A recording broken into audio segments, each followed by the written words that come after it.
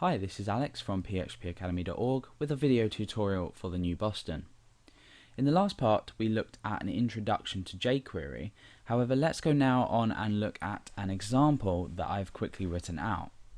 I'm going to go over to this tab in my browser, and you can see that we've got a paragraph of text here that just says you can see this paragraph. Now I've created a button here which actually hides the paragraph and then allows the paragraph to be shown again. So this is probably an extreme, well, it's a simple example, but an effective example of how powerful and easy jQuery can be to use. Now this is essentially going to hide the paragraph and then allow me to re-show it while changing the button text. So if I go ahead and click hide, you can see that the paragraph has been hidden.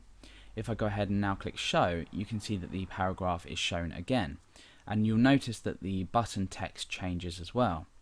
Now in JavaScript, particularly with the animation you see as it fades up and scrolls up, this will be extremely tedious to program and quite long to program and write out.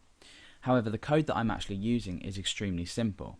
Now don't worry too much about the code for now. A bit later on I'm going to show you how to implement jQuery into your page, and we're going to look at writing our first example.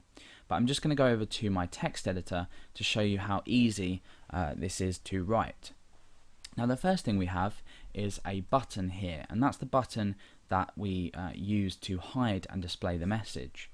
The value you can see at the moment is hide, and that's changed in toggle.js. I've given it an ID so I can reference when the button click event happens. You'll see that there's no JavaScript code in the actual part of my page that we see. So for example, the input button and the paragraph. Every time I click a button, this is handled by this toggle.js file. You'll also notice that I've included jQuery, the jQuery library, into my page. So let's take a look at toggle.js. Now the first thing that's happening is we are looking for a click. We're then taking the value of the text box, the button, and then we're using the toggle function to hide the paragraph.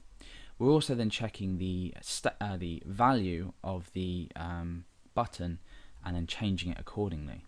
So just with this short code, we've achieved an effect which is extremely usable on your website. For example, if you have a message that you want to show to a user, but you might want to give them the option to hide it. Now this can also be done with a link. It doesn't need to be done with a button. It's extremely flexible to use. So with this example, you can see how easy it is to actually implement jQuery and start to look for events happening on your page. You'll also see that I've got jQuery.js, which I've just pasted into a text editor and actually included on my index.php page. So at the start of the tutorial, I did mention if you don't understand this, then that's absolutely not a problem. This was just an example to show you how we can actually use jQuery and how easy it is.